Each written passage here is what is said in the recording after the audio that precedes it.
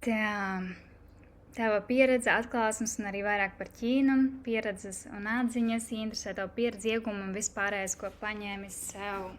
Jā. Es zinu, ka dažas no jums regulāri jau pievienojas maniem šādiem zvaniem.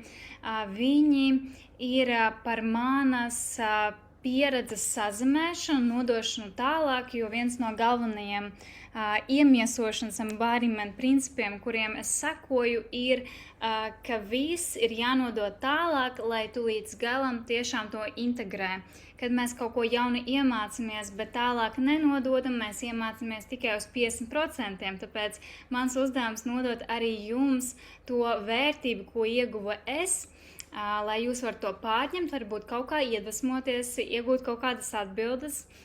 Iespējams, jums arī interesēs braukt uz Ķīnu, jo par to īstenībā maz runā, un par to mēs tāpēc arī šodien pārunāsim. Es centīšos neievilkt garumā, bet skatīsimies, kā mums ies. Tā, kā lai es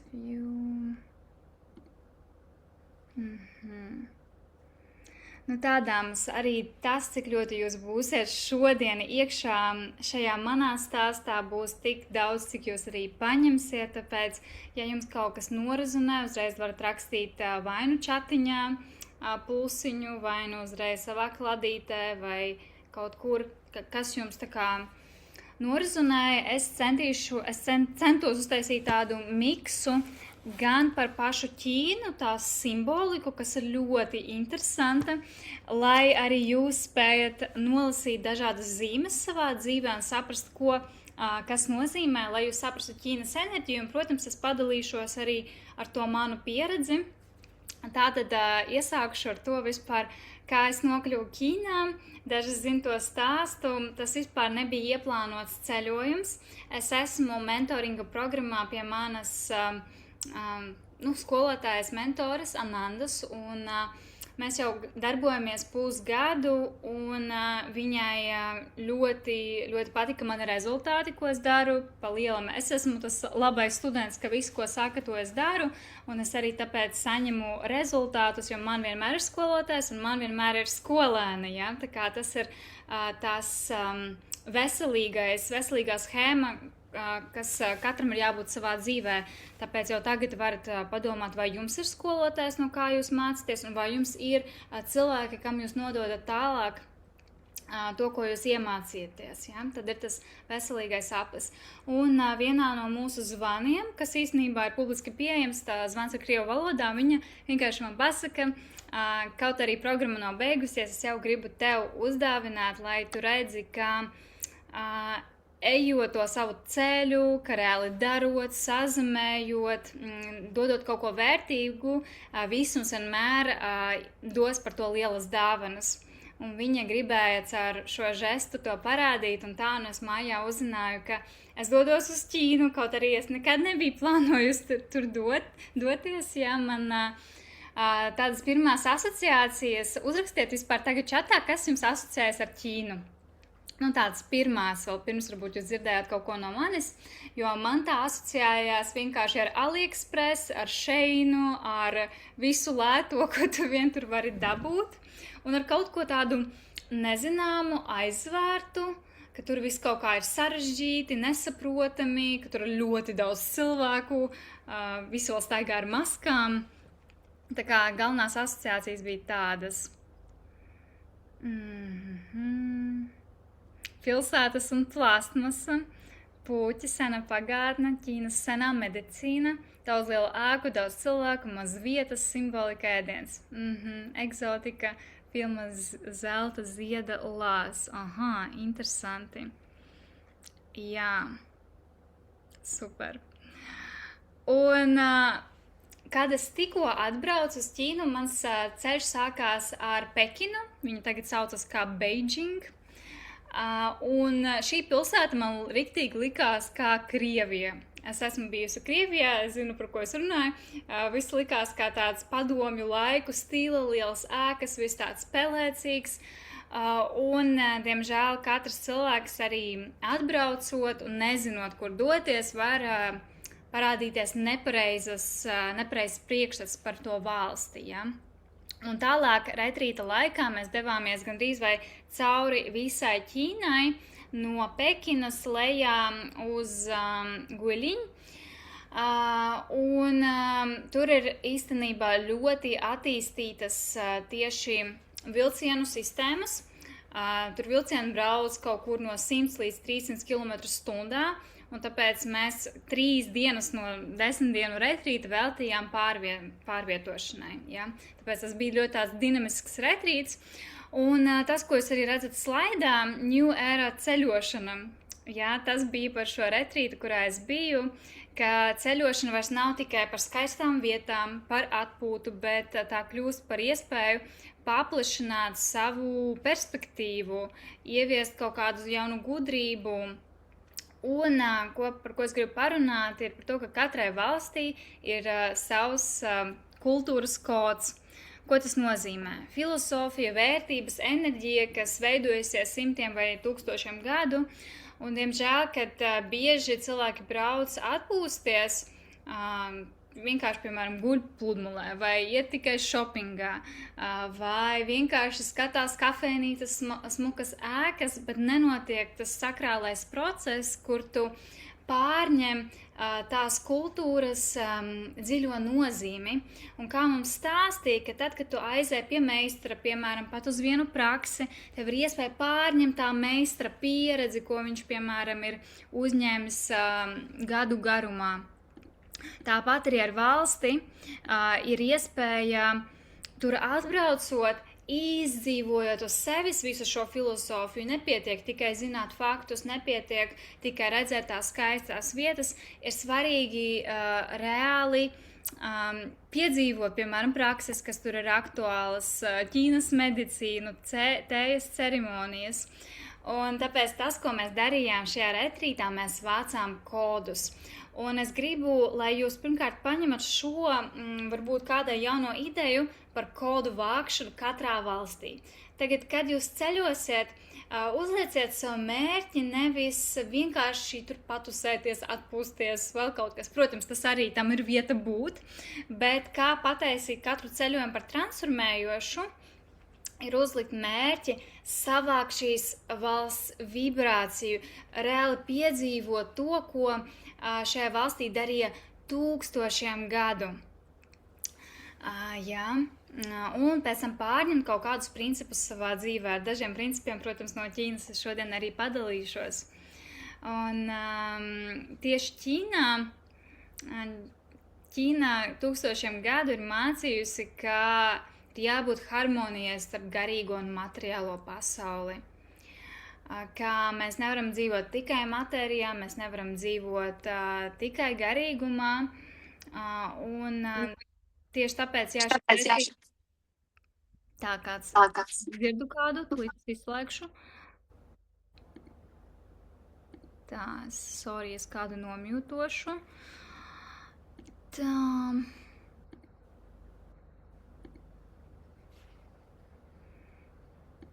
Skaista senā kultūra, neparasta valoda. Un uzrakstiet vēl, kāda vispār ir bijusi Ķīnā. Arī ļoti interesanti. Nu, uzrakstiet, ja kāda ir bijusi, jo es pieļauju, ka lielākā daļa nav.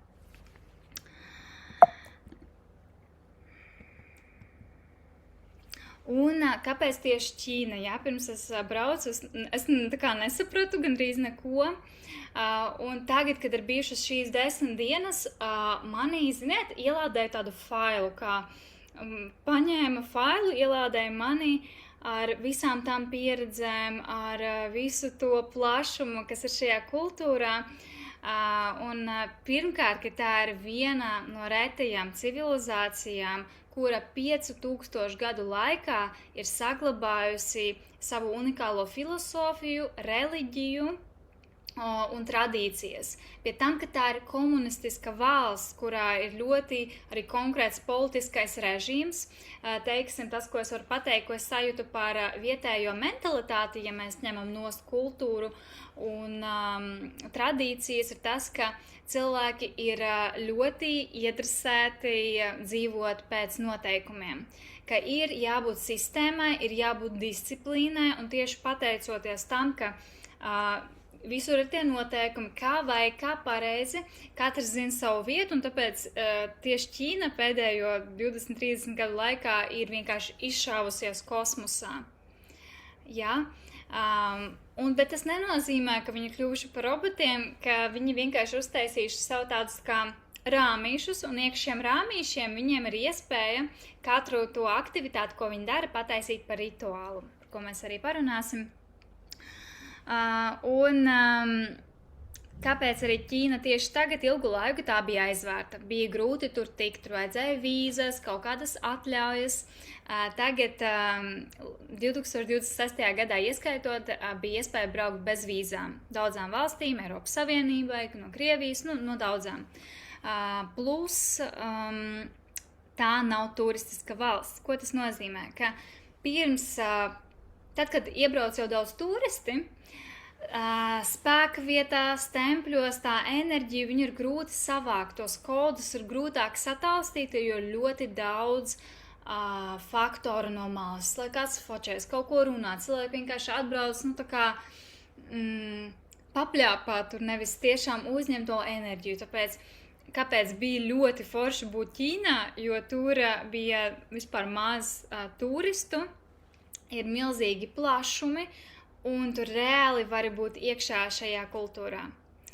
Un vienīgais, kas, protams, jāņem vērā, ka nav viegli visu saprast sākumā, jo viņiem ir savas aplikācijas gandrīz visam takšiem, aplikācija, lai maksātu, tur ar kartēm nevienmēr var aplikācijas, vajag VPN, piemēram, lai pat ietu WhatsAppā, Instagramā un tā tālāk.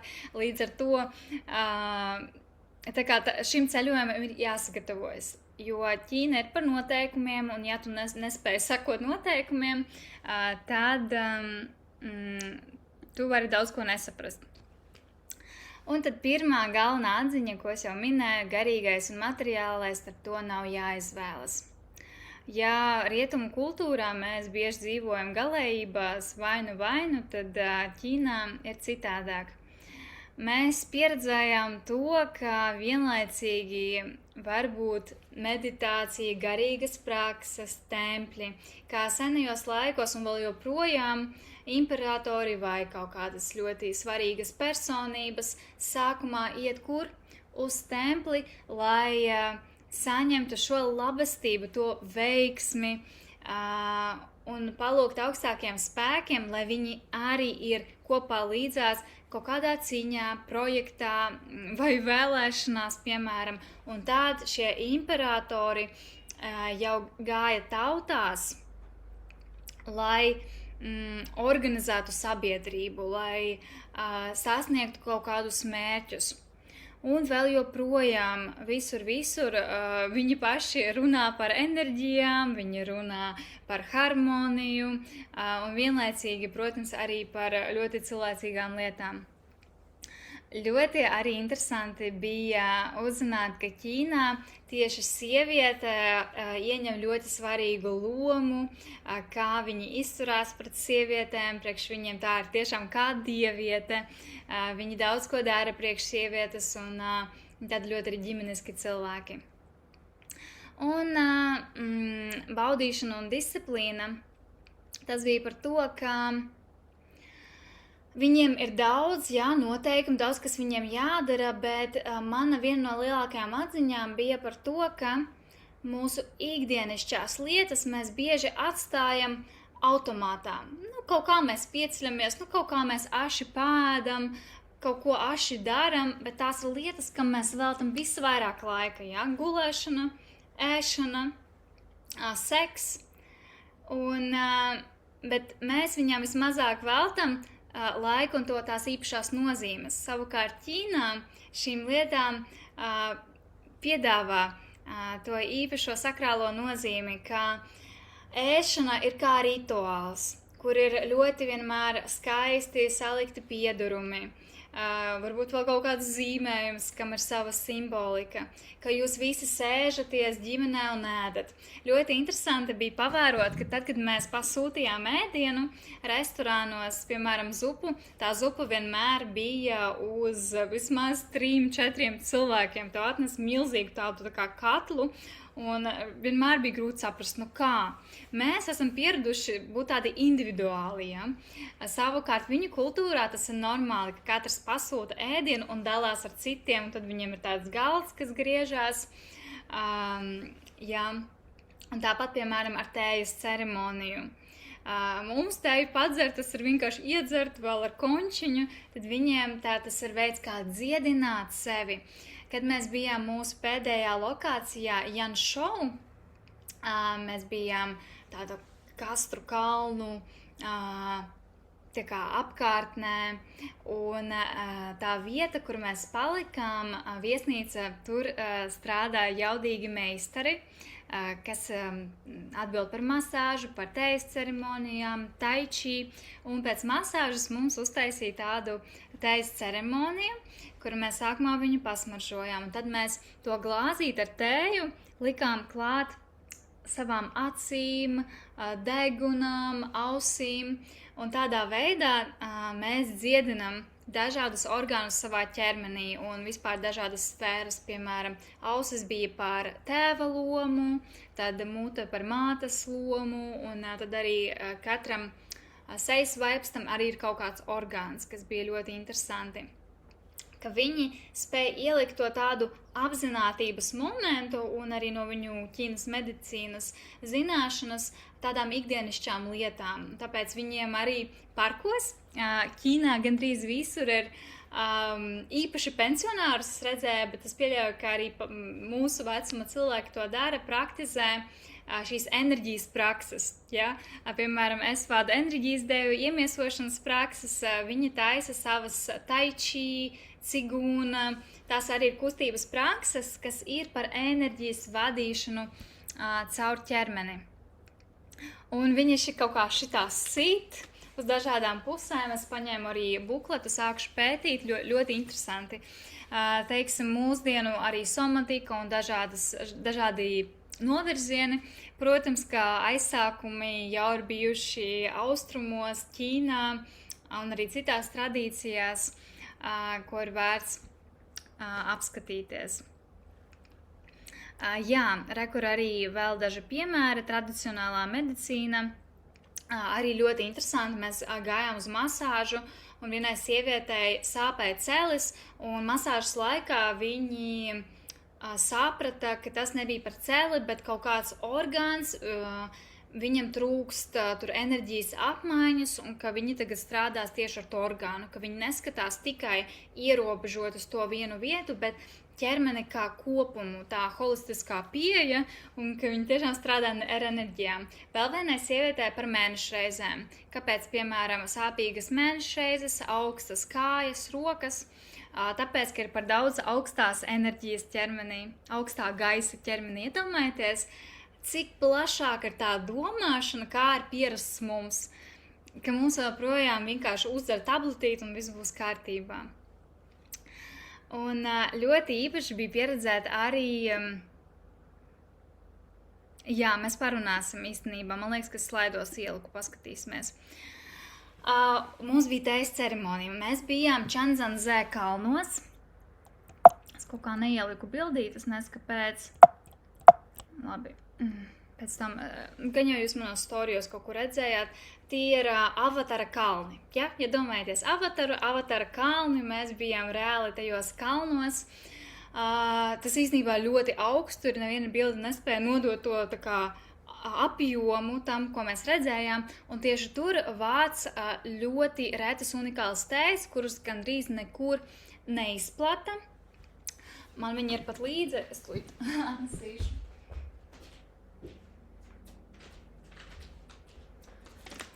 Un tā ir ļoti augstas kvalitātes, viņu var novākt tikai 3 dienu laikā, jāapspēj novāc pavasarī.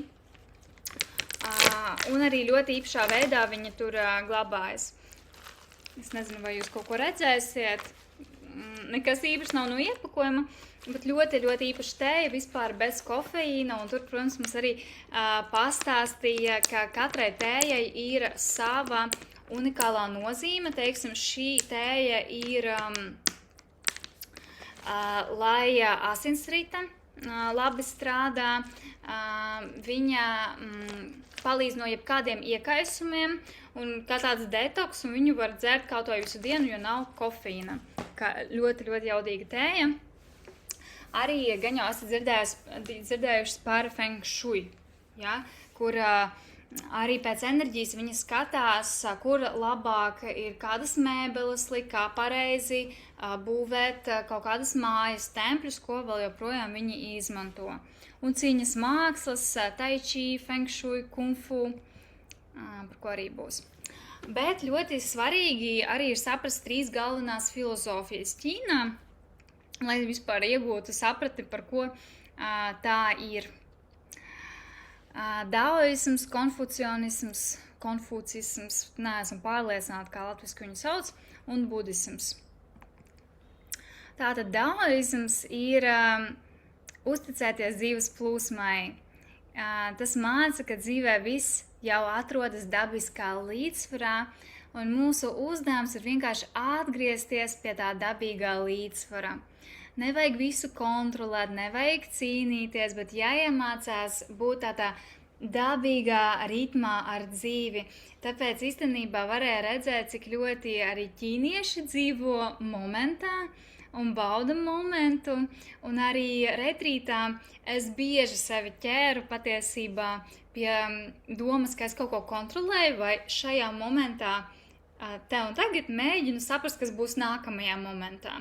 Mūsu retrīts bija ļoti neparedzams, protams, kā visi retrīti, jā, kvalitatīvi, jo retrīts ir dzīves lauks, mums mēs bijām 15 sievietes, un, protams, mēs kaut kur ejam, katrai vajag pafočēties uz stoleti, kaut ko nopirkt, un tu domā, vai dieniņas, ja, kad tas viss beigsies, un cauri šo visu, protams, arī spēt sakoncentrēties uz to svarīgo.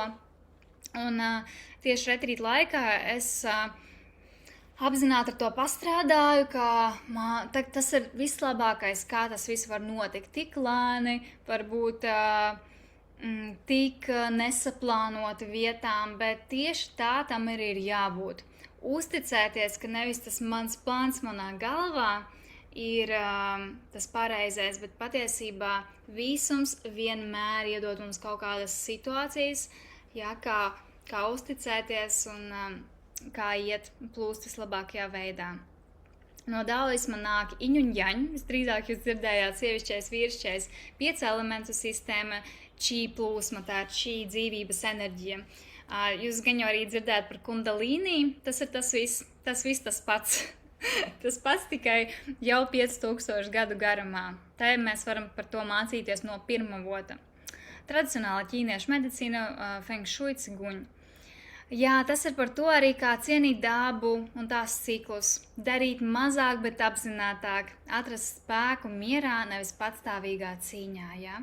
Tas ir tas, ko mēs mūsdienās saucam par apzinātību, atgriezties momentā šeit un tagad un vienkārši būt. Un priekš manis es zinu, ka tas tāda ļoti basic atziņa, bet tas ir tik īpaši atcerēties, kā tas ir, būt momentā, novērot, pieredzēt, izbaudīt.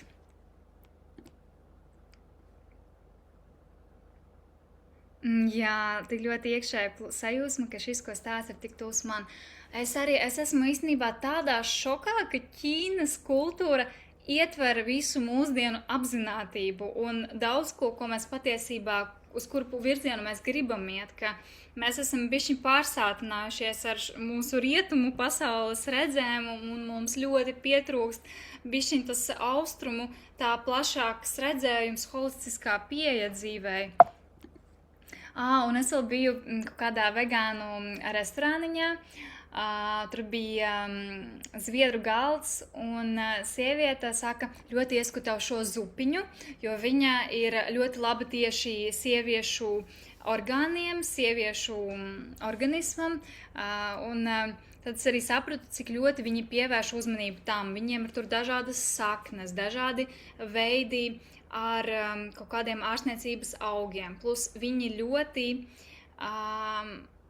daudz dzer siltu ūdeni. Ja, piemēram, Vietnamā šeit visu laiku ir ar iced coffees, tā kā ledus kafijas, tad tur viņi saprot, ka sieviešu organismam ir ļoti svarīgs tieši viss siltais, ka tas ļauj mūsu enerģijai kustēties. Un konfucisms un budisms. Konfucijs mācīja, ka spēcīga sabiedrība rodas no cilvēkiem ar augstu raksturu, cieņu, atbildību, godīgumu, disciplīnu, cienīt ģimeni un skolotājus, pildīt savus solījumus, attīstīt raksturu visā dzīves garumā, radīt harmoniju attiecībās. Tas ir par to ideālo sabiedrības izkārtojumu, kas Ķīnai ir palīdzējusi šādi uzšauties, evolucionēt. To mēs varam pielietot savos biznesos, kaut kādās sistēmās, ko mēs vēlamies izveidot savās dzīvēs, jo ja nav tās sistēmas, tad ļoti grūti būt apzināti un momentā, ja mums visu laiku ir haoss dzīvē. Ja, es varu pateikt savu piemēru. Kopš Ķīnas ceļojuma es visu laiku esmu uz koferiem, un, protams, ir grūtāk visu laiku taisīt prakses, grūti būt momentā, jo pamati nav sakārtoti. Un tad šī viņu filosofija bija par pamatiem un par cilvēka uzlabošanu maksimālā veidā. Katrs no viņiem mēģina kļūt par savu labāko versiju.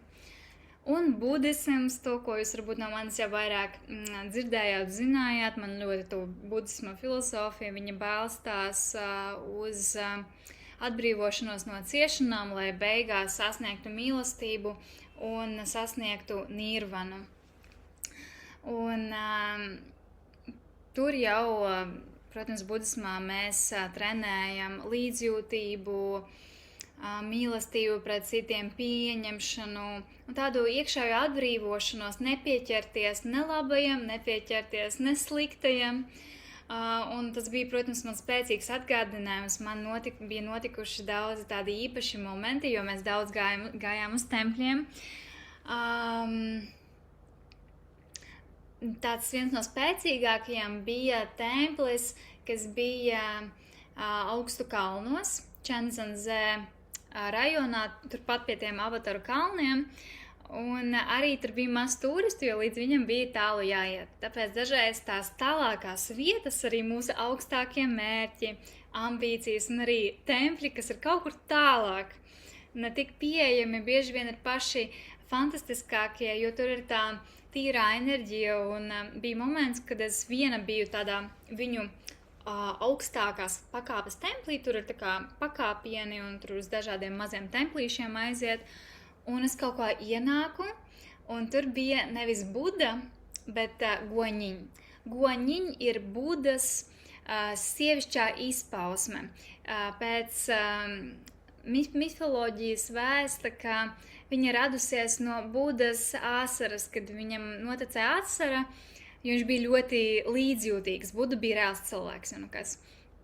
Viņš bija ļoti līdzjūtīgs, un šī līdzjūtības asara kļuva par sievieti, par Guaņiņu, kas tagad ir mīlestības, auglības, sievišķās enerģijas simbols. Pie viņas nāk, lai lūgtos par visām šīm sievišķās izpausmes lietām, par bērniem, par ģimeni, par attiecībām, par to, lai ir iekšā harmonija, miers. Un tur es sajūtu kaut kādu ļoti īpašu enerģiju. Es biju viena, un es sāku lūgties, un vienā brīdī ienāk viens no šī tempļa darbiniekiem, un viņš man iedeva vīraku. Parasti viņi ir maksas, tā viņš man iedod bezmaksas vīraku, pasaka, tā kā iededzina. Viņš saka lūdzies, tad viņš sāk skandināt uz tādas tā kā skaņu bļodas, kas pastiprina manu to procesu, un man ir pilnīga sajūta, ka caur šo visu runā pati šī goņiņa enerģija.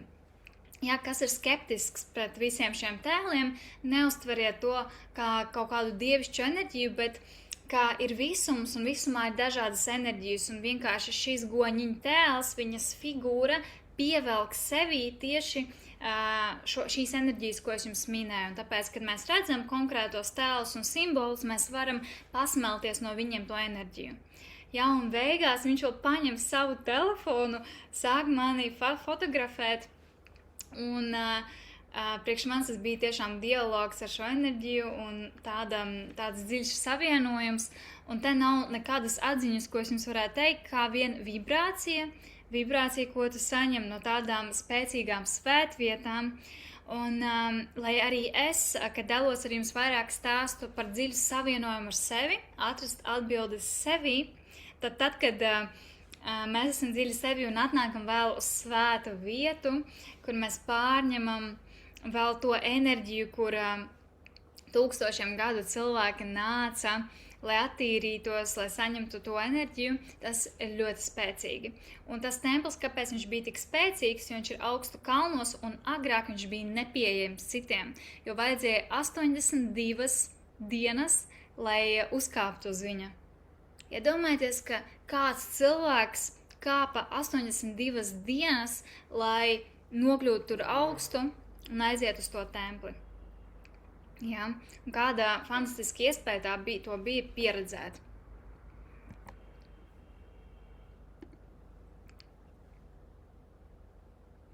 Jā. Un gribu parunāt par dažiem galvenajiem simboliem, kāpēc, jo iespējams dažas no jums arī ierauga kaut kādas zīmes, piemēram, 111, 333 vai, nezinu, vēl kaut kas. Tad es gribu jūsu simbolu krājumu papildināt ar ķīniešu simboliem, lai jūs zinat, ko tas nozīmē, ja jūs to ieraugat. Un, protams, ar to arī vairāk atvērt šo kultūru. Viens no svarīgākajiem lotos, tā arī fonā jūs bišķiņi varat viņu redzēt. Kāpēc viņš ir tik īpašs? Jo lotos aug dubļos un uzied caur dubļiem. Viņam, iedomājieties, dubļos tev ir jābūt tādam spēkam, lai izrauties no tiem dubļiem. Un viņš uzied nevainojami tīrs virs ūdens. Tas ir ļoti skaisti. Tas simbolizē cilvēka garīgo attīstību, spēju iziet cauri grūtībām, saglabāt tīru sirdi. Jā, simbolizē tīrību, apzinātību, apgaismību.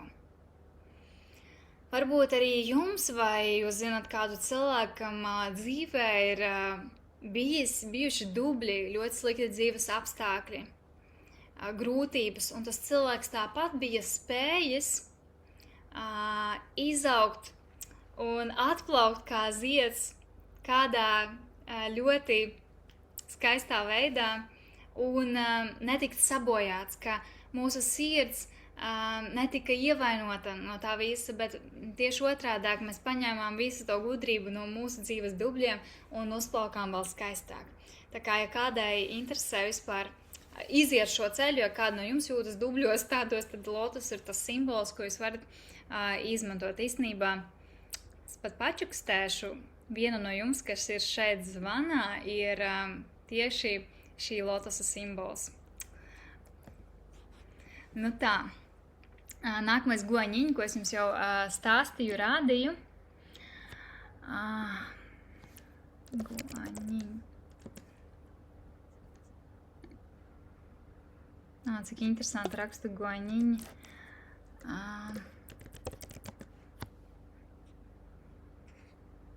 Jūs redzat bildītas tagad par goņiņu?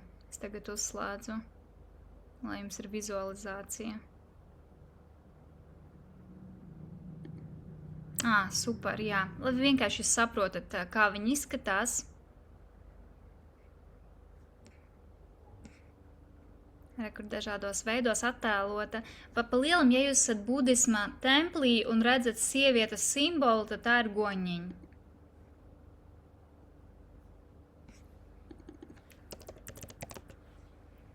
kas grib ieraudzīt Budu. Viņš bieži vien attēlots, viņš arī ir īstenībā kaut kādas 100 Budas paveidi, bet viņam uz galvas ir tāds kā, tas ir no gliemežvākiem patiesībā sākotnēji bijis tāds viņu cepurīte, jā, laikam var nosaukt par cepurīti. Buda un tie avatāra kalni, par kuriem es runāju, ir šajos mēs bijām, kur arī bija tas templis, tur tālāk ejot. Un šie bija vārti, pūķa vārti, caur kuriem mēs izgājām, un viņi tieši simbolizēja iziešanu bezbailībā, ka nav nekādu limitu, un arī, kad es biju šajos kalnos, man tā diena patika gandrīz vai visvairāk uz to brīdi, tā bija kaut kāds retrīta vidusceļš, un es redzēju, cik tas ir, cik viņi ir milzīgi, cik fascinējoši, cik daba rāda brīnumus, un ka viss ir iespējams, ka tu redzi, salīdzinot ar savām mazajām problēmiņām, lietiņām, kaut ko tik jaudīgu, tu saproti, kas no šī visa ir vissvarīgākais, un ka viss ir iespējams, ka tu vari radīt savā dzīvē jebko, jo daba ir radījusi kaut ko tik nereālu. Jā, un mēs lidojām ar šādām kabīnītēm cauri šim visam. Bija ļoti forši. Tā, kā lai es atgriežos. Jā, tālāk simboli iņu un jaņ. 2 pretstati, kas vienus otru papildina, sievišķais, vīrišķais, tumsa un gaisma, atpūta un darbība. Un ķīna var par harmoniju, ka mēs spējam balansēt mūsu sievišķo un vīrišķo enerģiju. Tāpat arī pieņem dualitāti, ka nevienmēr tikai tas labais un pareizais, bet mums ir jāpieņem tā tumsa, un arī citos cilvēkos mēs bieži taisam projekcijas, tas bija arī mana tāda atziņa, ka mēs redzam visu to fantastisko labo, bet mums ir jāpieņem, ka tam cilvēkam vienmēr ir tā tumšā puse, tā ir dualitāte, un viņš nekļūst no tā mazāk labs, jā. Un pūķis. Es pati esmu dzīvusi pūķa gadā, tāpēc šī enerģija man ir tuva. Ja pūķis mums varbūt tās nezināms simbols, kaut kas bīstams, tad Ķīnā tas ir svētais simbols, kas ir par spēku, gudrību, drosmi, pārpilnību. Un imperatori sevi uzskatīja par pūķa pēctečiem. Un tā bija atziņa manā pirmajā dienā. Es kaut kā retrītu iesāku ar bailēm, tiešām bailēm. Es pat varu jums pačukstēt, ka, kā lai es to pasaku, ka ir bijuši draudi uz manas ģimenes pusi, un tajā brīdī man nevis uznāca pat bailes, bet gribējās nedaudz aizvērties no visa, un man bija pārdomas, par to, kā lai izpaužās, un ar to, ka šajā pasaulē viss kaut kas var notikt un dažādas situācijas. Un retrīta pirmajā dienā es ieguvu atbildīgi, kad tu savienojies ar kaut ko augstāku par sevi, un tu esi kā imperators, imperatoram apkārt ir pūķi, kas viņu sargā. Un, kad tu esi šajā dievišķajā savienojumā, tev vienmēr būs pūķi, kas tev palīdzēs iet uz priekšu bezbailīgi. Un tajā brīdī sajūtu līmenī es sapratu, ka man nav no kā jābaidās, ka es vienmēr esmu drošībā, ka par mani parūpēs, un man ir tikai jāiet uz priekšu. Un tikai tad, kad mēs aizmirstam par to, ka mēs esam bezbailīgi, ka tiešām vienalga, kas notiek un kas būs, viss būs ok. Jā, mums galvenais neaizmirst, jo tiklīdz mēs aizmirstam, tad tie pūķi no mums pazūd. Bet, kad mēs atceramies, ka mēs paši esam kā pūķi un varam lidot un paši sadedzināt visas tās briesmas un grūtās situācijas, tad mēs kļūstam pa īstam bezbailīgi. Un fēniks simbolizē atzimšanu, harmoniju, sievišķo enerģiju, augstu likumību. Un jā, fēniks ir, ka tu izdedz, teiksim, dzīvē tevi ieved kādās arī tādās graujošās situācijās, kur tev pilnībā sadeg, varbūt tavs ego, varbūt pat tavas mājas, varbūt kaut kas tiešām tā kā, ziniet, dažreiz saka, izved tevi caur ellēju, un tie cilvēki, kas spēj tā kā pat ar šo visu no jauna atzimt, tad tie ir kā fēniks. Tāpēc, ja jūs arī kaut kur redzat fēniks, tas ir par to, ka nebaidies sadegt, izdegt, ka tas ir patiesībā tavs jauns sākums, tās beigas, kas likās, ir sākums.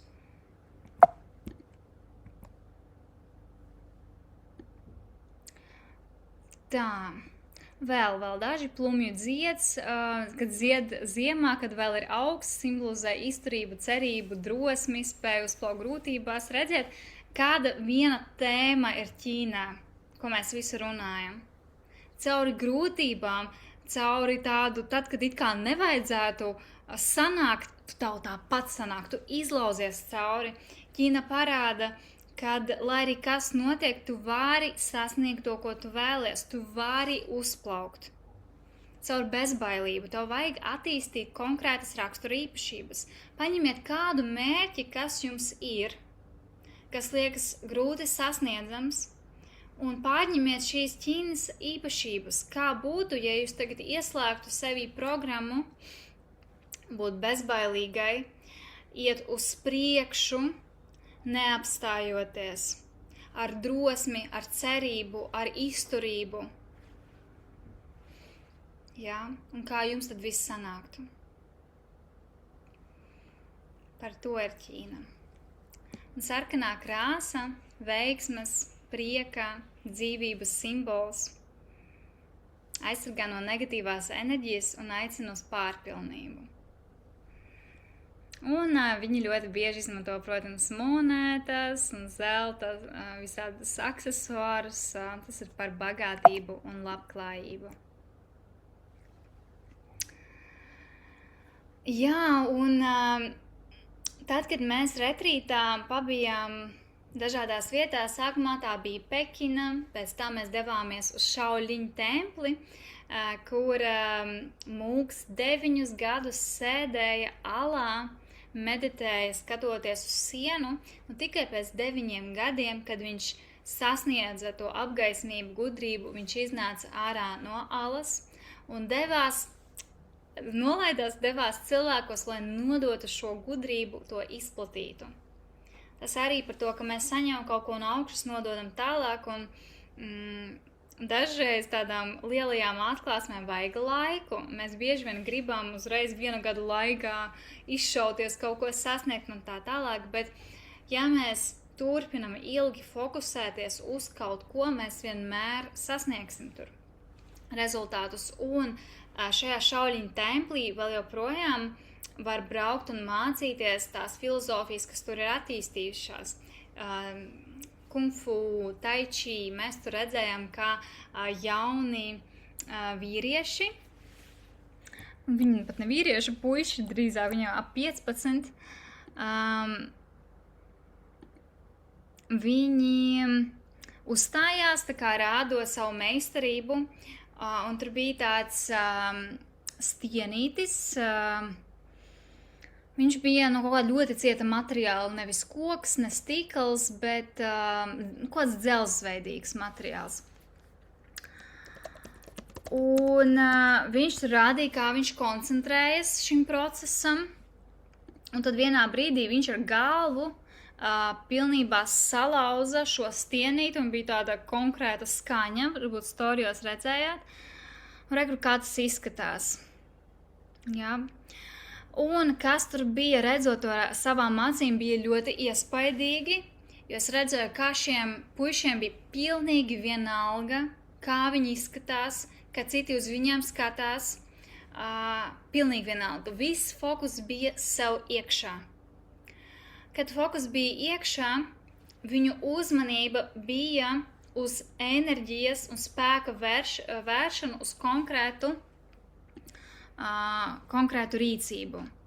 Un, protams, tas spēks akumulēs. Mēs nevaram to šeit un tagad uzreiz sev pārsist. Nē, tas ir stundu ilgs darbs, akumulēts, un viņš to pārsita. Un tas bija ļoti iespaidīgi, kā tad, kad mēs vēršam visu fokusu uz sevīm, pilnīgi ignorējam, ko citi padomās, kā es izskatos un tā tālāk, kad mums ir konkrēts mērķis un mēs ilgstoši strādājam pie tā, mēs spējam sasniegt mērķi un cilvēki pēc tam brīnās, kā tas tev sanāca, tas liekas neiespējami. Un tieši tā pieredze Šauliņu templī, ko mēs redzējām, tur ir gan templis, gan vieta, kur viņi mācās un vēl joprojām. Tur gan, protams, neiesaka braukt sievietēm, jo tomēr šī ir vīrišķa enerģija.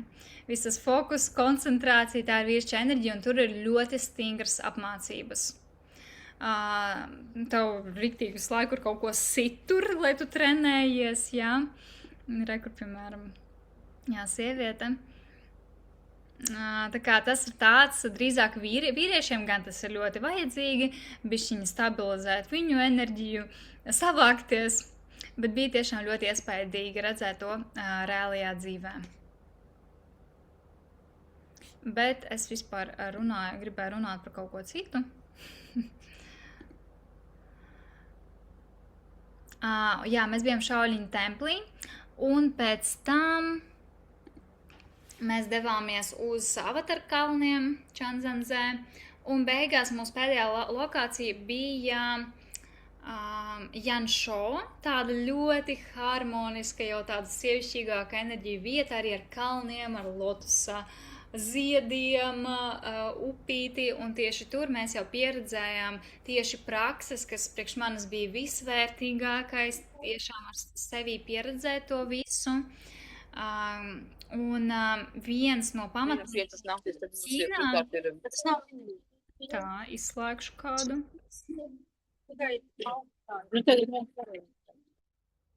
Tā, it kā izslēdzu. Ļoti labi. Ķermenis, prāts un gars netiek uztverti kā atsevišķas daļas, bet ka viss ir savstarpēji saistīts. Arī, kā es runāju par tējas ceremoniju jau. Tāpat arī tai chi. Mums bija iespēja no rīta lotusu ziedu laukā pieredzēt šo praksi, kas vienkārši wow, mums arī iedeva tādus oranžus kostīmiņus. Tur bija meistars, kas jau 20 gadus pie šī strādā, izkopj. Un tā praksa nav par kustību, bet tā ir par enerģiju kustoties, kā tu spēj un mācies virzīt enerģiju vajadzīgajā vietā. Tā ir sena cīņas māksla, kuras mērķis nav cīnīties ar citiem, bet radīt harmoniju sevī.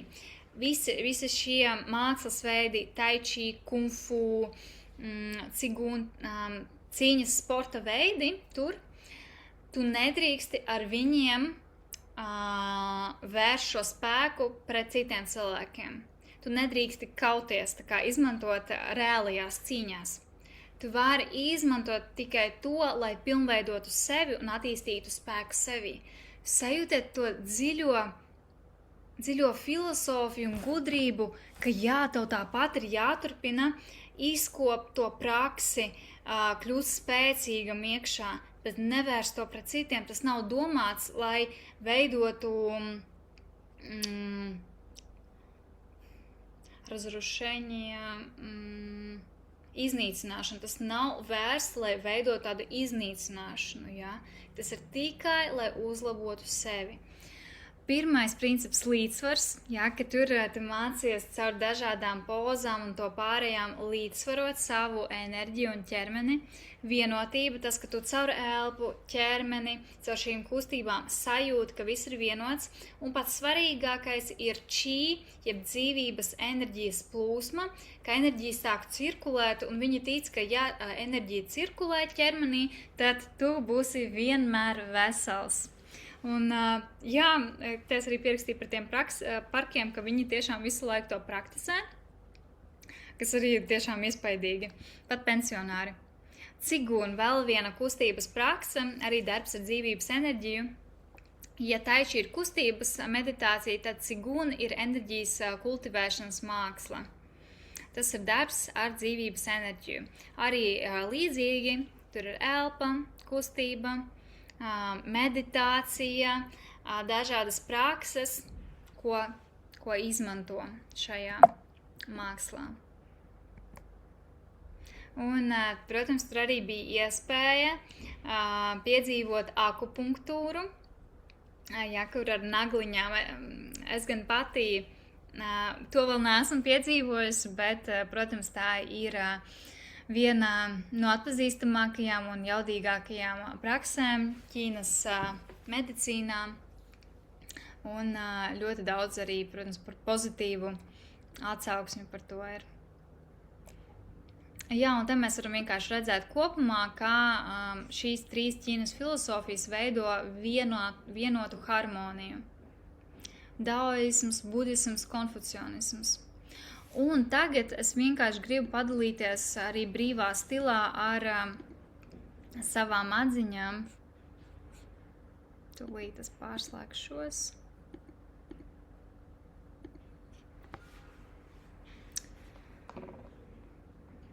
Atziņu ir daudz, ja nu kas es telegramā savā saliku rīktīgu sarakstu ar tām atziņām, bet pastāstīšu tās, kuras es gribu īpaši izcelt, jums nodot.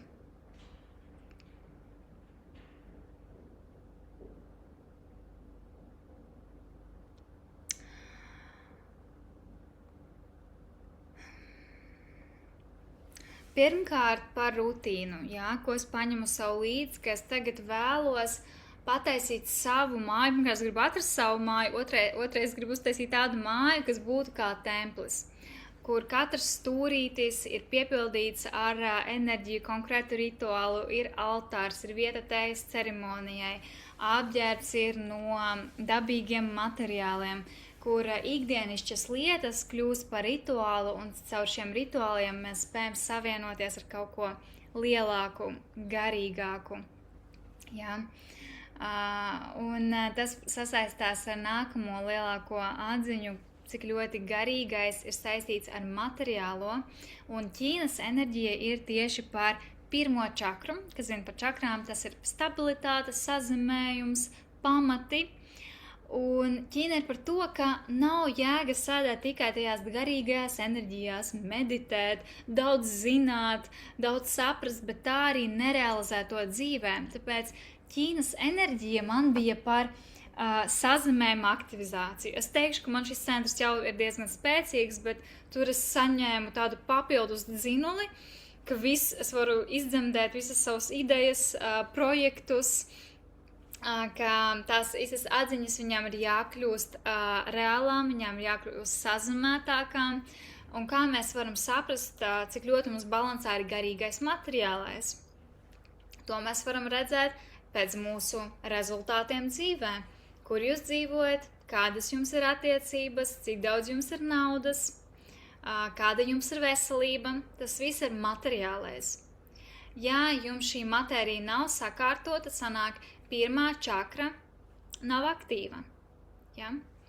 Un garīgums to mēs varam sajust pēc mūsu iekšējā stāvokļa, kā mēs iekšēji sevi jūtamies, cik liels mums ir savienojums ar dievišķo, ar kaut ko lielāku, cik mums liels savienojums ar sevi, cik lielā harmonijā mēs dzīvojam. Un tad Ķīna priekš mums bija par to, ka mums jāizmanto visi tās priekšmetiņa lietiņas, lai sajustu, sataustītu to garīguma klātesamību it visā. Un viena no lielākajām atziņām, ko es ņemšu savu līdzi, ir par plašākiem horizontiem. Kā tas, kas manā galvā, jūsu galvā liekas kaut kas wow, patiesībā viss ir iespējams, un kad jūs aizbrauc uz Ķīnu, jūs to ieraugat, cik ļoti šī valsts ar lielāko iedzīvotāju skaitu, ar kolosālu izmēru dzīvo tik progresīvi, un viņi savieno fenomenālu dabu, Avatara kalni, un vispār tur ļoti daudz kalni, it visur upes un fantastiskākās vietas, ar tehnoloģijām, cik viņām ir attīstītas visas sistēmas, viņi gandrīz, principā tur gandrīz nekur nevajag skaidro naudu. Ja jums tur strādā aplikācijas, jūs to visu varat darīt, cik ļoti tur svarīga precizitāte. Tā kā tas priekš manis ir fenomens, kā viena valsts var savienot šos divus pretstatus. Un vēl viena liela atziņa, kas saistīta ar vienu retrīta dalībnieci, pat ar divām. Es dzīvoju ar hipnoterapeiti Viktoriju, viņa jau 7 gadus ar šo nodarbojas, strādā ar arī ļoti jaudīgām sievietēm, un viņa parādīja, kā viņa iehipnotizē sevi visā, ko viņa vēlas, un tas patiesībā ir par nodomu. Ja viņa liek reels, viņa liek to ar nodomu, ka šis reels kļūs populārs. Vai arī es viņai prasīju, kā tu iegūsi savus pirmos klientus. Es vienkārši sev ieprogrammēju, ka visur, kur es eju, klienti atrod mani. Tāpat, piemērs par tām pašām mēnešreizēm. Es zinu, ka dažas uzskata mēnešreizes par kādu briesmoni, ak Dievs, kad viņas beigsies. Mēs varam sevi ieprogrammēt, ka mēnešreizes ir mūsu labākais laiks, labākais mēneša laiks, kur es jūtos kā sieviete, dieviete, dīva, un tā par visu. Tas ir mans aicinājums jums izskatīt, ko jūs domājat par dažādām savas dzīves sfērām, ko jūs domājat par savu vīrieti. Vai viņš ir stiprs, vai viņš neko nevar, ko jūs domājat par sevi, kas jūs esat. Vai jūs esat vienkārši kaut kāda sieviete, kaut ko dara, vai jūs esat dieviete, vai jūs esat sieviete piemērs, sieviete iedvesma. Ko jūs domājat par to, ko jūs varat, par savu naudu, par vecākiem. Jā, izskatīt to visu un sākt ieprogrammēt sevi. Un te vēl viens piemērs jau par citu. Retrīta dalībnieci Maržan. Mēs ar viņu arī bijām un esam jaunā līdera programmā. Viņa ir mačas zīmola radītāja. Ja, viņa ir no Kazahstānas un viņai ir savs mačas brands. Viņa mums arī atveda un uztaisīja tādu fantastisku mačas ceremoniju. Un tas arī ir par to, ka izbaudīt to mirkli lēnumā priekš sevis. Un viņai bija tas stāsts, ka viņa gandrīz neaizbrauc uz šo retrītu, jo īsi pirms retrīta viņa nodeva analīzes un uzzināja, ka viņai ļoti, ļoti zems feritīns. Ārsti viņai teica, ka briesmas, viņa nekur nevar braukt, viss, kas viņai ir jādara, ir jāguļ un tā kā jāsāk caur medikamentiem, ar visu kaut ko uzlabot savu veselību, ka tas ir bīstami. Un tad viņa jau rakstīja Anandai, retrīta tā kā vadītāja, ka nē, es tomēr nevaru, ka es visu laiku guļu, es pat knapi varu uz veikalu aiziet, man ir ļoti slikti. Un tā kā viņa tiešām tā sajūtās un bija slikti. Bet tad kaut kā, dažas dienas pirms retrīta, kad jau kādai citai meitenei tiek piedāvāta viņas vieta, viņai pēkšņi ieslēdzas tāda, tā kā viņa ieslēdzas vārdu sakot tāds, hei, sanāk šī iespēja kaut kur aiziet prom, sanāk, es netikšu uz Ķīnu, ka viņai atnāca tā reālā atziņa, ka dēļ šī viņa stāvokļa viņa var pazaudēt šādu iespēju. Un tā ir iespēja. Un kā mēs ar viņu pēc tam runājām, mums liekas, ka iespēja mūsu dzīvē ir daudz, bet ir tās dažas, kuras ir pašas svarīgākās, kur viena iespēja, kurai tu pateiksi jā, tev pavērs vaļā visu pārējo. Bet ja tu tajā brīdī nobīsties, ja tu tajā brīdī nomīs un pasaki nē, tā iespēja vēl ilgi var nenākt. Un lai arī mums gribās ticēt, ka mēs neko nekad nenokavēsim un tā tālāk, ir brīži, kad mums ir jāsaņemās. Ir brīži, kad mums jāpasaka savu godīgi, vai tiešām es saku šobrīd nē, jo tas man nav aktuāli, vai vēl būs laiks, vai saku nē, jo es baidos. Un tas bija viņas stāsts.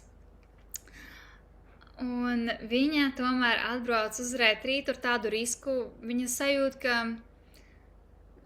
es nezinu kā, bet es tomēr atbraukšu. Es jūtu, ka man te ir jābūt, kaut kas arī jūtos slikti. Un, kad viņa atbrauca, neviens nevarēja noticēt, ka viņa jutās slikti, jo viņa izskatījās fantastiski, viņai īstenībā bija daudz enerģijas. un viņa pati bija šokā par sevi. Ko tas nozīmēja? Ka tad, kad cilvēks pirmkārt nonāk jaunā vidē, starp cilvēkiem, kur visi ir tādi enerģētiski piepildīti, retrītā tikt jau ir īstenībā liels filtrs, tur nonāk cilvēki jau konkrētajā līmenī. Tas ir vienmēr tā, jūs jau bijuši esat tādā retrītā, jūs esat jau ļoti augstā līmenī. Kad tu nonāc jaunā vidē ar jauniem iespējiem, jaunā kultūrā, viss pamainās. Un otrkārt, tas, kā viņa sevi bija ieprogrammējusi, ka viņa jūtas slikti, ka pat Ananda, mūsu retrīta vadītāja, tam noticēja. Un ka tur retrītā viņas galvenā atziņa bija, ka viņa pati bija iegājusi tajā identitātē, ka viņa ir nogurusi, piekususi, ka viņai nav spēka un tā tālāk. Un ka Ķīnā viņā aktivizējas šie kodi, iet un darīt, sazemēt, bezbailība, harmonija, viss tas, par ko es biju runājusi tagad. Un kā viņas identitāte pamainījās, viņa kļuva par vienu no tādām spilgtākajām retrīta dalībniecēm, kā viņai vispār pamainījās pat ticība par sevi, jo viņa jau ir pilna laika uzņēmēja savā brendā. Jā, tas jau nozīmē, saprotat, kādi tie ir apgrozījumi, lai tu vari atļauties pilnībā darīt to, ko tu dari. Un tāpat pat mums jaudīgiem cilvēkiem arī uznāk tie aptumsuma brīži, kad mēs kaut kā nobīstamies, kaut ko tā kā zaudējam ticību. Un bija redzams, kā viņai šīs 10 dienās bija tā transformācija. Jā, ka iemieso to savu jaunu versiju, kur viņai ir daudz enerģijas, kur viņa ir skaista, harizmātiska, uzņēmēja ar fantastiskām iespējām. To, ko viņa pati savā kastītē mājās dzīvoklī nespēja ieraudzīt, tas ir visbiežākais. Mums vienkārši dažreiz ir jāizbrauc kaut kur, lai ieraudzītu plašāk to savu potenciālu. Tad,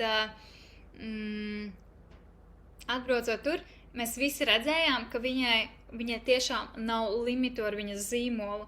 Maču vai katrā kafejnīcā, katrā jogas studijā, ka tev pat tur nevajag audzēt savu sekotājus, tev vienkārši ir jāatrod tie sadarbības partneri, ka viņai vispār nav limiti kļūt par miljonāru ar šo zīmolu. Tas bija ļoti jaudīgi. Vēl Ķīnā viņa saprata, ka viņa pieliks arī šīs tējas pie viņas zīmola.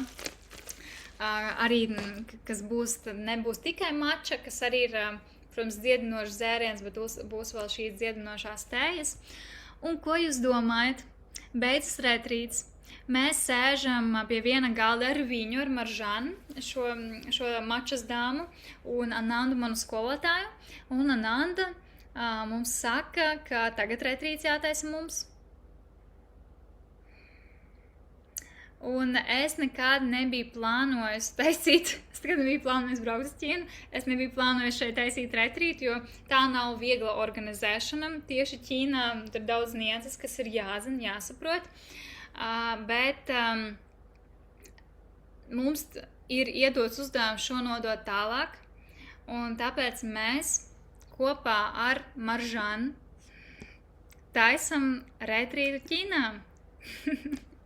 Iedomājieties, kā viens jā var atvērt tik daudzas iespējas.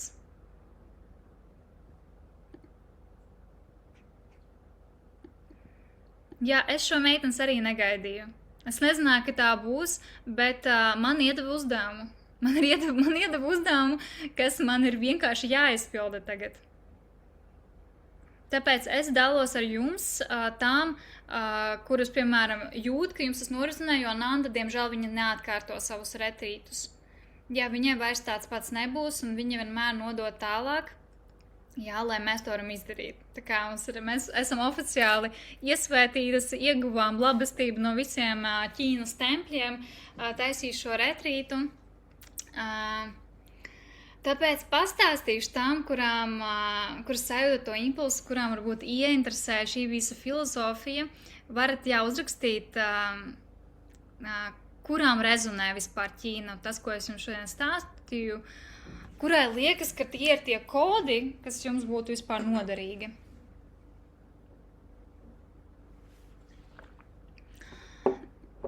Mēs vēl domājam, kā saucas šis retrīts. Es jums saku pašām pirmajām, jo, protams, pašā sākumā ir visizdevīgākie nosacījumi, un es vienmēr gribu braukt tieši ar jums, nevis ar nezināmiem cilvēkiem, tāpēc tie cilvēki, kas noskatās šādu zvanu līdz galam, vienmēr saņem labāko piedāvājumu.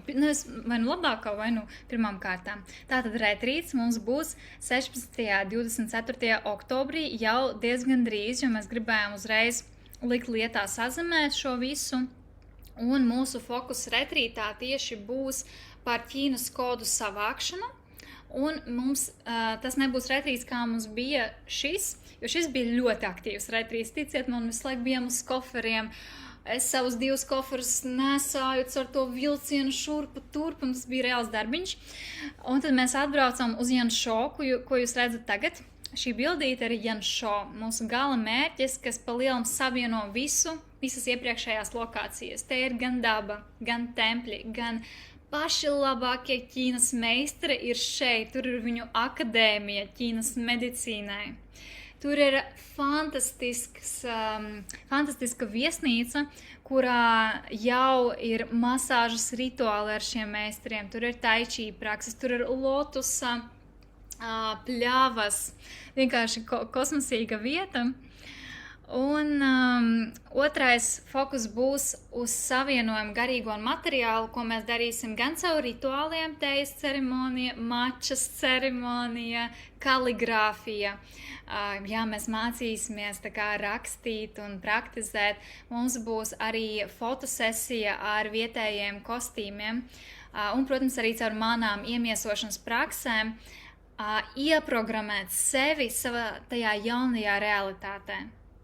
Iziet no tā upurīša, no tā, ka es nevaru, nesanāk, nezinu, un iemiesot. Tas ir tas, ko es daru, kas es esmu, uz ko es specializējos, un kāpēc manos retrītos ir fantastiski rezultāti, jo mēs vienmēr sazemējam, un ar Ķīnas enerģiju tā sazemēšana ir viskrūtākā. Jo Balī, kas bija pie manis uz Balī retrītu un kas arī plāno braukt, Balī enerģija, piemēram, vairāk pār 2. enerģijas centru un 4. ļoti sievišķīgas enerģijas. Jā, Balī ir bauda, mīlestība un tā tālāk. Šeit ir jauda, sazemējums, rezultātu, rituāls, sakrāls. Tā kā pataisīt to vīrišķīgo, bet sakrālajā veidā, ikdienišķās lietas par tādu īpašu momentu. Tā. Jā, te es vienkārši stāstu, ko es jums stāstīju, par Ķīnu es jums arī pastāstīju. Un tad šis retrīts ir tām, kas arī vēlas kaut kādu jaunu sākumu, pāriešanu jaunajā līmenī, tos jaunos horizontus, ko atver Ķīna pati par sevi. Un, protams, ceļošana ar nodomu, ar apzinātību, nevis tāda vienkārši tu paskatīties kaut ko. Man pašai tas vairs nepārāk interesē. Man interesē sevis pilnveidošana, kaut kādu kodu iegūšana, par to mums arī būs. Protams, vienlaicīgi tā ir tikšanās ar ļoti jaudīgām sievietēm, kuras tur būs. Nav varianta, ka šādu retrīti piesakās kāda cita. Tā kā katrai, kurai ir impulss, jūs jau zināt, ka jūs Ķīna sauc. Un iespēja pieredzēt autentisko Ķīnu, ne tikai tajās, protams, ir arī turistiskās vietas, nav tā, ka tur vispār nav turisti, bet arī jāzina, kur braukt, un tā vieta, kur mēs būsim, tā ļoti tāda īpaša autentiska vieta, par kuru ļoti maz cilvēku zina.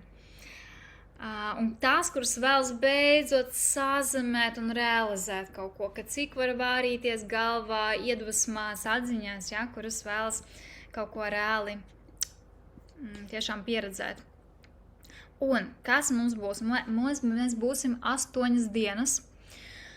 Mums būs tātad iemiesošanas un dejas prakses ar mani. Būs mačas ceremonija ar Maržānu. Jā, viņa pastāstīs jums visas nianses, kā to visu gatavot. Jūs pagaršosiet augstākās klāses maču. Taičī ar vietējo meistaru. Kaligrāfija. Jā, kaligrāfija viņam arī nav vienkārši par rakstīšanu, ka tas, kādā veidā tu raksti, kā tu elpo, kādi tev tur izlocījumi, daudz ko pasaka par tevi un tavu raksturu. Tad mums būs Ķīnas tejas ceremonija. Tad redzat arī šo bildītu ar upi un kalniem. Tieši tā izskatās tur, kur mēs būsim. Tā ir vienkārši nereāla vieta. Tad mēs, protams, izskatīsim tādus vietējos ciematiņus, tempļus. Mums būs katru vakaru noslēguma rituāli. Dalīšanās apļi, būs arī meditācija, elpošana, brauksim ar riteņiem un piedzīvosim tādu autentisko Ķīnas kultūru.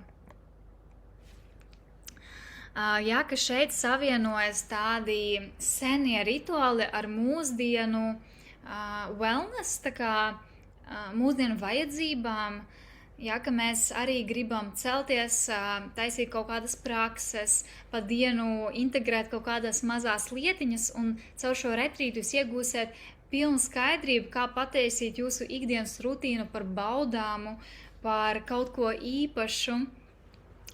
Mēs arī Maržana runās arī par ajurvēdu, kā izmantot dažādus rituālus, piemēram, no rīta arī tīrot savu mēli, izmantot dažādas speciālas eļļas un kā vispār savienot tās austrumu tradīcijas.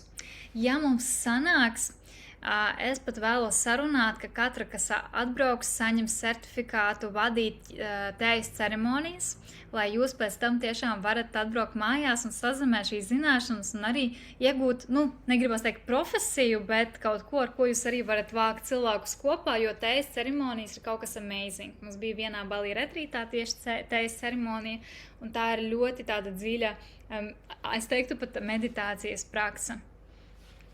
Jā, kā mums parasti izskatās retrīti, ka mēs ceļamies no rīta agri, mums ir rīta prakse ar mani vai ar pasniedzēju, piemēram, taičī, tur būs brokastis, tālāk mums būs kaut kāda vai nu prakse, vai nu mēs brauksim uz templī vai uz kaut kādu vietu, ko apskatīt, pēc tam brīvais laiciņš, tad mums būs atkal kaut kāda prakse, kaligrāfija, fotosesija, masāža. Un beigās viena no manām mīļākajām daļām dalīšanās. Būšu es, Maržana, te nav viņas bildes, saku visuāls svaigs. Viņa ļoti iedvesmojoša sieviete. To es tikai varu jums pateikt. Storijos vairāk pastāstīšu, un tad jums būs iekļauts viss, ko es jums stāstu. Jā, tiešām boutique accommodation, tā viesnīca ir tik skaista, jums katrai būs panorāmas logi uz šiem kalniem, kas jau jūs katru dienu jutīsieties, ka viss ir iespējams, jūs tos kodus, vibrācijas uzņemsiet. Viss būs par jums pārūpēts, padomās, tas ir pats svarīgākais, jo es pirms braucu uz Ķīnu, protams, daudz kas bija jādomā un jālādē aplikācijas un jādomā, kā tikt uz vietām, priekš jums viss būs padomāts, būs PDF fails ar to, kas jums ir jāizdara, jāsagatavo, un mēs sarūpēsim priekš jums taksi, lai nokļūtu līdz viesnīcai, mums būs patstāvīgs kontakts, lai jūs nesajustos pazaudētas šajā visā, jo Ķīnā ļoti maz runā angliski, ļoti daudz ko nevar izdarīt, ja tu neesi sagatavojies. Un tad, protams, visi mūsu rituāli, tempļa apmeklējumi un forša grupas miedarbība. Tā, uzrakstiet vispār, kurai rezonē retrīts, kura arī grib pateikt jā šai iespējai, jā, jo manā dzīvē ir bijuši arī tie pagrieziena punkti, kur bija iespēja vai nu pateikt jā, vai nu nobīties. Un tajos brīžos, kad es drosmīgi teicu jā, bija pārmaiņas. Tas bija tad, kad es aizgāju no ofisa, tad, kad es nopirku vienvirziena biļeti uz Balī, kaut arī man nebija iekrājumi, un tas viss bija neloģiski. Pēc tam, tad, kad es nokļuvu uz retrītu pie Nandas, tas arī bija ļoti jautīgs pavērsiens. Tad, kad es pēc tam pati sāku retrītus vadīt, tie visi bija izaicinājumi un pagrieziena punkti.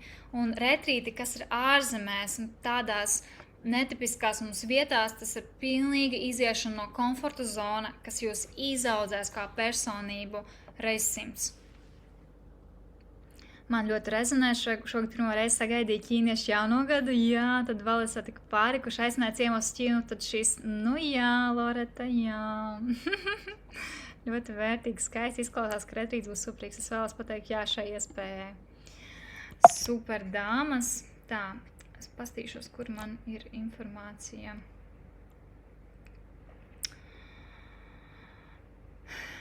Tā, uzreiz jums rādu, lai jums nav jautājumi par to, cik tas maksās. Pirmām 3 dalībniecēm, pašām visaktīvākajām, jums ir kaut kādi $400 atlaida, tā kā īpašais piedāvājums. Pirmajām 3 dalībniecēm ir šāda cena, €1650. Tas retrīts ir sanāk 8 naktis, ja Balī mums ir 7 naktis, tad šeit ir 8 naktis, lai mums tādas ir kārtīga pieredze šajā visā. Jūs varat izvēlēties starp dalītu istabu vai atsevišķu istabu. Tā kā visas meitenes vienmēr foršas, tāpēc nebaidieties ņemt dalītās istabas, ļoti iesaku. Protams, tās, kuras grib tādu īpašu pieredzi ar sevi, var ņemt arī privāto istabu. Un jā, un tad pirmām 3 ir šis īpašais piedāvājums, pēc tam jau cena izaugs, un ļoti, ļoti gribu tieši jūs redzēt, tām, kurām atsaucās. Es vienmēr piedāvāju ļoti ērtus maksājuma plānus, ka jūs varat dalīt pa mēnešiem.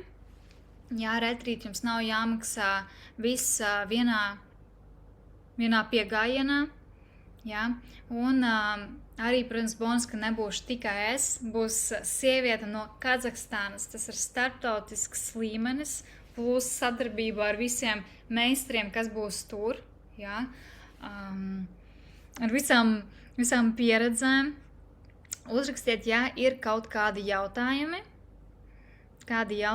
par retrītu, par Ķīnu, par šo pieredzi. Un kamēr jūs vēl rakstat, pēdējais stāsts, ko gribu jums pastāstīt par Ķīnu. Avio biļetes, man liekas, gandrīz vai kā visur Āzijā, turpat pakaļ ap €1000 sanāk. Bet ir jāskatās, ļoti dažādas iespējas, tur var atbraukt, teiksim, uz vienu lidostu un pēc tam aizbraukt, tā kā tur jāskatās. Bet to mēs vienmēr apspriežam kopīgi, es vienmēr sūtu labos variantus, kaut kādas labās iespējas, kas ir.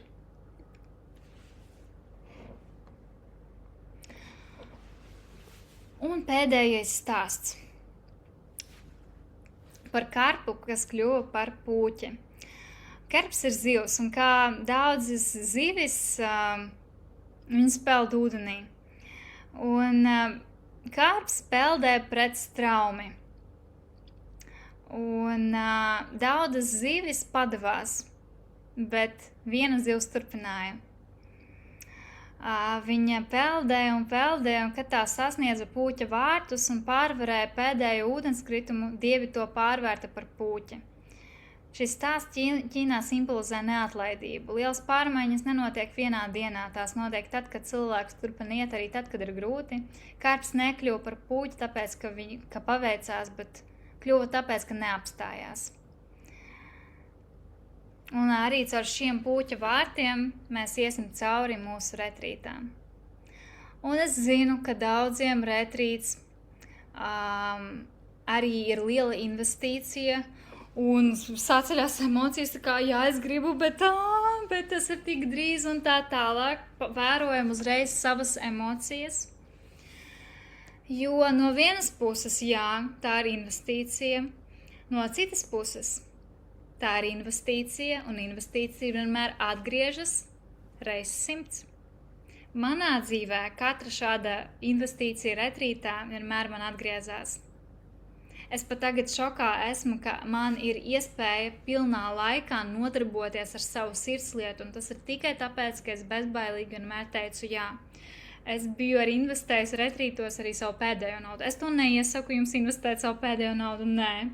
Es saku tikai savu pieredzi, ka tad, kad es dzīvē kaut kur jūtu impulsu, tur braukt uz bāli, iet prom kaut kur, iet iekšā kaut kur, es gāju tajā uz 100% un iespējas vienmēr parādījās.